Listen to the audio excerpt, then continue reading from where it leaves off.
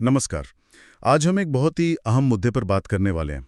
भारत में online gaming की दुनिया में ना एक बड़ा बदलाव आया है। जी हाँ, बिल्कुल।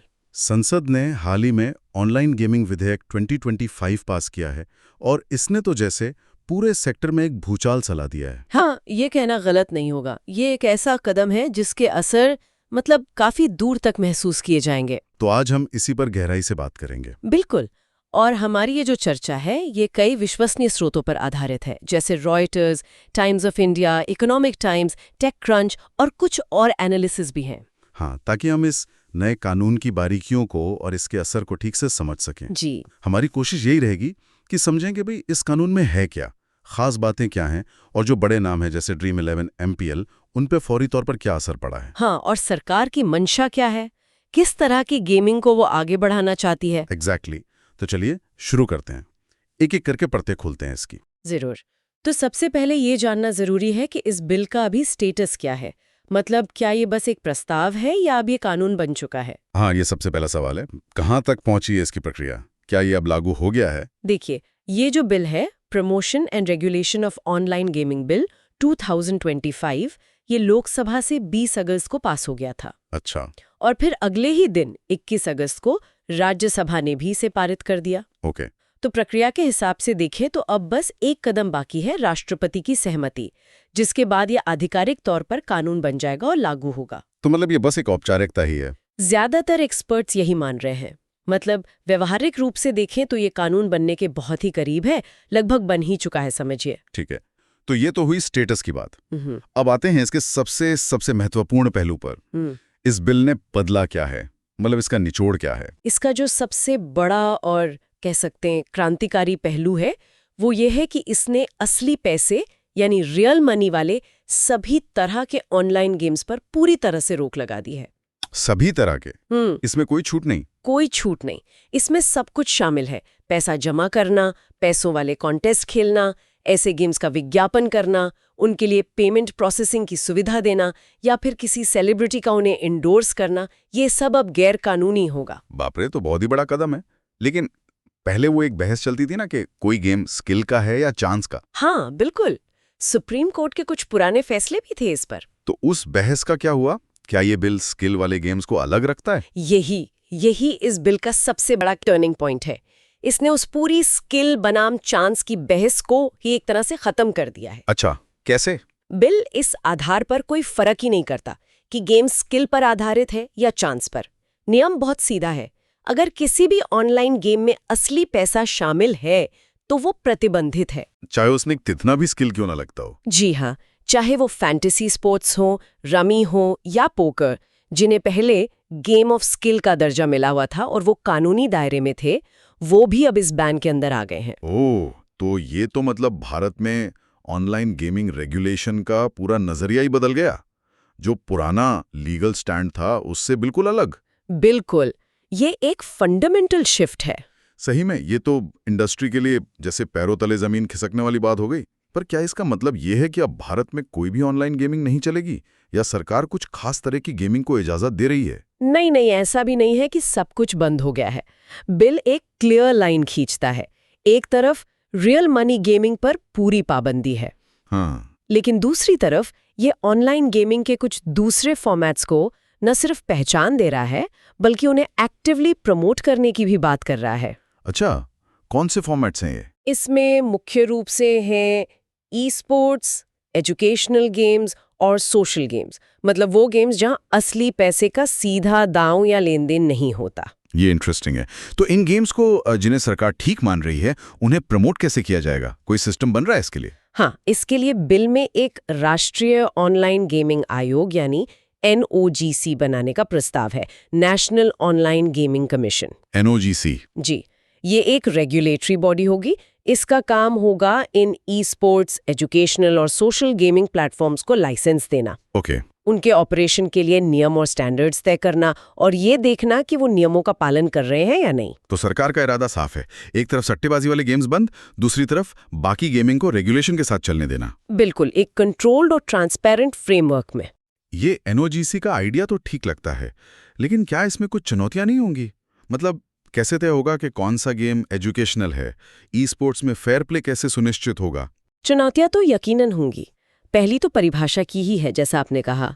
एजुकेशनल या सोशल गेम की आड़ में कोई छुपा हुआ रियल मनी एलिमेंट न हो, ये देखना एक बड़ा काम होगा। हाँ, ये हो सकता है। दूसरी चुनौती ई स्पोर्ट्स रेगुलेशन की है।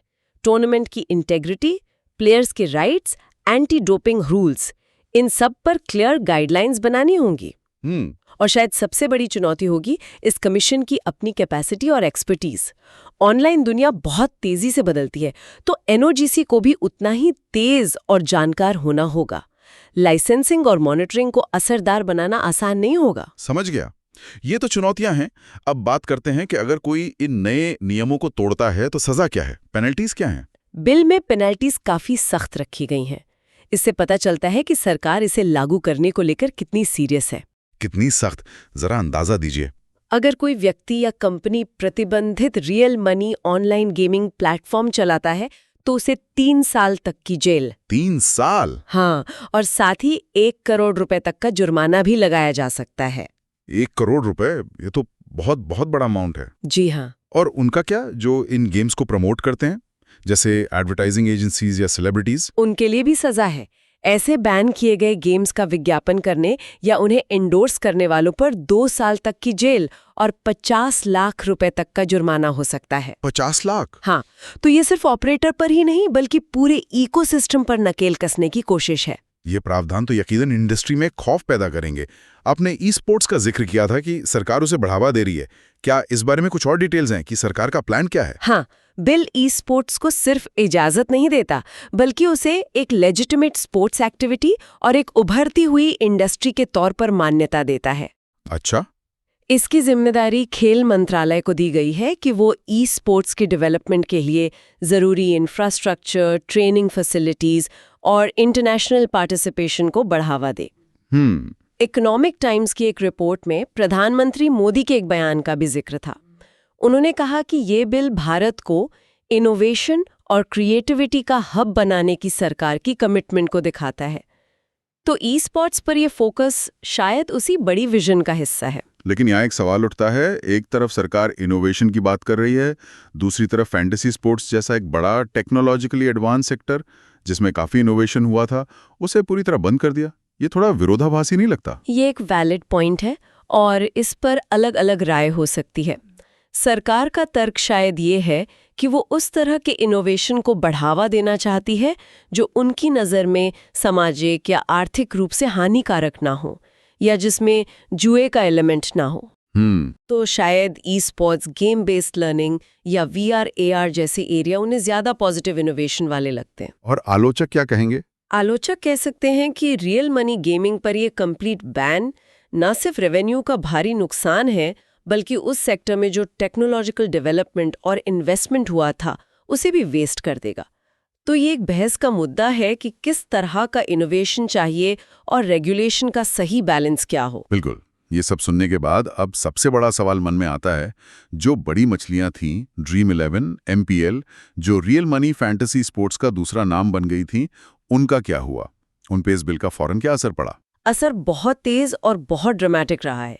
ये कंपनियां कानून के ऑफिशियल नोटिफिकेशन का इंतजार भी नहीं कर रही हैं। जैसे ही बिल दोनों सदनों से पास हुआ, हाँ, उन्होंने अपने रियल मनी ऑपरेशंस को बंद करना शुरू कर दिया। सच में? मतलब अपनी मेन सर्विस ही बंद कर दी? हाँ, बिल्कुल। ड्रीम स्पोर्ट्स, जो Dream11 के पेरेंट कंपनी है, उसने अपने सारे पेड कॉन्टेस्ट्स जिसमें Dream11 और ड्रीम प्ले आते हैं, वो सब रोक दिए हैं। और ये देखते हुए कि रिपोर्ट्स के मुताबिक Dream11 का 90% से ज्यादा रेवेन्यू इन्हीं पेड कॉन्टेस्ट से आता था। 90%? जी, तो ये उनके बिजनेस मॉडल पर एक जबरदस्त चोट है। अब वो शायद अपने दूसरे वेंचर्स जैसे फैनकोड, जो स्पोर्ट्स कंटेंट प्लेटफॉर्म है, या ड्रीम सेट को, जो स्पोर्ट्स ट्रैवल कंपनी है, उन पर ज्यादा फोकस करेंगे। ये तो वाकई अभूतपूर्व है। और MPL, उनका क्या स्टेटस है? MPL ने भी बिल्कुल वैसा ही किया है। उन्होंने अपने ऐप पर नए डिपॉजिट लेना बंद कर दिया है। अच्छा। और उन्होंने अनाउंस किया है कि 22 अगस्त 2025 से वो यूजर्स के वॉलेट में जो भी डिपॉजिट बैलेंस बचा है उसे वापस करना शुरू कर देंगे। तो ऐसे ये साफ है कि वो भी रियल मनी गेमिंग से पूरी तरह बाहर निकल रहे हैं। तो ये असर सिर्फ इन 2 बड़ी कंपनियों पर ही हुआ है या जो छोटे प्लेयर्स थे उन पे भी? नहीं, ये असर पूरी इंडस्ट्री पर है। टेक क्रंच और दूसरी रिपोर्ट्स बताती हैं कि ज़ूपी है जो लूडो जैसे गेम्स चलाता था, प्रोबो है जो ओपिनियन ट्रेडिंग प्लेटफॉर्म था, गेम्स क्राफ्ट है जिसका रमी कल्चर बहुत पॉपुलर था, क्रिकबज़ 11 है। हाँ, कई नाम है। इन सब ने और कई दूसरों ने भी अपने रियल मनी गेमिंग ऑपरेशंस या तो बंद कर दिए हैं या बंद करने वाले हैं। कुछ ने अपना मॉडल बदलकर पूरी तरह फ्री टू प्ले कर दिया है, जहां पैसा इन्वॉल्व ही नहीं है। बाप रे, ये तो पूरी इंडस्ट्री के लिए सुनामी जैसा है। रातों रात बिजनेस मॉडल बदल गए, रेवेन्यू खत्म। इसका असर लोगों पर, एम्प्लॉइज पर भी पड़ा होगा। बिल्कुल, और ये शायद इसका सबसे दुखद पहलू है। इन अचानक शटडाउन्स और बिजनेस मॉडल में बदलाव की वजह से कई कंपनियों से बड़े पैमाने पर लेऑफ्स यानी कर्मचारियों की छटनी की खबरें आ रही हैं। Oh no. इंडस्ट्री में एक अनिश्चितता का माहौल है। बहुत से टैलेंटेड लोग जो इस सेक्टर में अपना करियर देख रहे थे, वो अब दूसरी जॉब्स ढूंढ रहे हैं। ये दिखाता है कि रेगुलेटरी बदलावों का ह्यूमन कॉस्ट कितना ज्यादा हो सकता है। ऐसे में एक सवाल ये भी उठता है कि क्या ये कंपनियां इस कानून को कोर्ट में चैलेंज करेंगी? सुप्रीम कोर्ट जा सकती हैं, खासकर वो गेम ऑफ स्किल वाले तर्क के आधार पर। लीगल चैलेंज की संभावना तो है, इनकार नहीं किया जा सकता। पहले भी इन कंपनियों ने गेम ऑफ स्किल के तर्क पर कोर्ट में जीत हासिल की है। हाँ, वो इस नए कानून को शायद संविधान के आर्टिकल 19(1)(g व्यापार करने की स्वतंत्रता या आर्टिकल 14 समानता का अधिकार के उल्लंघन के आधार पर चुनौती दे सकती हैं। लेकिन जैसा टेक क्रंच ने भी रिपोर्ट किया है, फिलहाल ऐसा लग रहा है कि कई बड़ी कंपनियां एकदम से कानूनी लड़ाई में नहीं कूद रही हैं। अच्छा, क्यों? हो सकता है वो पहले इस सिचुएशन को समझना चाह रही हूँ, सरकार से शायद कुछ और क्लैरिफिकेशन का इंतजार कर रही हूँ, या फिर अपना बिजनेस नए नियमों के हिसाब से एडजस्ट करने पर फोकस कर रही हूँ। कानूनी रास्ता लंबा और अनिश्चित भी हो सकता है। ये भी बात है। तो अगर हम इस पूरी बातचीत को, इस पूरे विश्लेषण को कुछ मेन पॉइंट्स में समेटना चाहें तो वो क्या होंगे, ताकि सुनने वालों को एक क्लियर पिक्चर मिल जाए? जरूर, बिल्कुल। मुख्य बातें ये है। पहला, कानून लगभग बन चुका है, बिल संसद से पास है, बस प्रेसिडेंट की सहमति बाकी है। ठीक है। दूसरा, रियल मनी वाले सभी ऑनलाइन गेम्स, चाहे स्किल हो या चांस, अब बैन है पूरी तरह से। तीसरा, इंडस्ट्री पर असर फौरन और बहुत बड़ा है। ड्रीम 11, MPL जैसे बड़े प्लेयर्स ने रियल मनी ऑपरेशंस बंद कर दिए हैं, ले ऑफ्स हो रहे हैं। दुखद है ये। चौथा, सरकार अब ई-स्पोर्ट्स, एजुकेशनल और सोशल गेम्स को रेगुलेशन के साथ प्रमोट करना चाहती है। इसके लिए NOGC बनेगा। ओके। और पांचवा नियम, तोड़ने पर सजा बहुत सख्त है। ऑपरेटर्स के लिए 3 साल तक जेल और 1 करोड़ तक जुर्माना। एंडोर्सर्स के लिए भी सजा है। और शायद एक छठा पॉइंट ये भी जोड़ सकते हैं कि सरकार का इरादा साफ लगता है। एक तरफ जिसे वो सट्टेबाजी या नुकसानदेह मानते हैं उसे रोकना, और दूसरी तरफ बाकी गेमिंग को एक कंट्रोल माहौल में आगे बढ़ने देना। एकदम सही कहा, यही इस पूरे बदलाव का सार है। एक तरह की सफाई और दिशा बदलने की कोशिश, जैसा सरकार इसे देख रही है। तो ये बिल्कुल साफ है कि ये नया कानून भारत में ऑनलाइन गेमिंग इंडस्ट्री की पूरी तस्वीर बदल रहा है। एक बहुत बड़ा, तेजी से बढ़ता हुआ सेक्टर जो रियल मनी गेमिंग पर टिका था, वो लगभग खत्म सा हो गया है। हाँ, एक तरह से ठप पड़ गया है। और दूसरी तरफ ई स्पोर्ट्स और दूसरे गेमिंग फॉर्मेट्स के लिए एक नई रेगुलेटेड राह खुल रही है। हाँ, ये इंडस्ट्री के लिए एक जबरदस्त रीसेट है। इसने कई सालों से बने बिजनेस मॉडल्स को रातों रात बेकार कर दिया है। लेकिन ये हमें एक बहुत अहम सवाल पर भी लाकर खड़ा करता है। क्या सवाल है वो? सवाल ये है कि क्या ये नया रेगुलेटेड ई स्पोर्ट्स और सोशल या एजुकेशनल गेमिंग का जो इकोसिस्टम सरकार बनाना चाहती है, क्या वो वाकई उस भारी भरकम आर्थिक गतिविधि, उस इनोवेशन और उन नौकरियों की जगह ले पाएगा जो रियल मनी गेमिंग के बंद होने से खाली हुई है? ये बहुत बड़ा सवाल है। क्या वो करोड़ों का यूजर बेस, वो बेहतरीन इंजीनियरिंग टैलेंट और वो अरबों डॉलर का इन्वेस्टमेंट जो फैंटेसी स्पोर्ट्स और रियल मनी गेमिंग में लगा था, क्या वो सब आसानी से इस नई रेगुलेटेड दिशा में शिफ्ट हो पाएगा? या फिर ये टैलेंट और पैसा देश से बाहर चला जाएगा? या कहीं एक अंडरग्राउंड अवैध बाजार तो नहीं पनपने लगेगा? ये देखना बहुत जरूरी होगा कि आने वाले महीनों और सालों में इंडस्ट्रीज पर कैसे रिएक्ट करती है और इसका भविष्य क्या शक्ल लेता है। ये वाकई $1 मिलियन का सवाल है, जैसा कहते हैं, और इसका जवाब शायद हमें वक्त के साथ ही मिलेगा। देखना होगा कि ये कदम भारत को गेमिंग में एक जिम्मेदार ग्लोबल लीडर बनाता है या एक बड़े आर्थिक मौके से दूर कर देता है। बिल्कुल, समय ही बताएगा। आज के इस विश्लेषण के लिए इतना ही। उम्मीद है भारत में ऑनलाइन गेमिंग के इस नाटकीय रूप से बदलते मंजर पर हमारी ये बातचीत जानकारी भरी और उपयोगी रही होगी। अगर आपको ये वीडियो पसंद आई है तो इसे ज़रूर लाइक करें, कमेंट सेक्शन में अपना ओपिनियन बताएं और चैनल को ज़रूर सब्सक्राइब करें। मिलते हैं अगली वीडियो में, तब तक के लिए नमस्कार।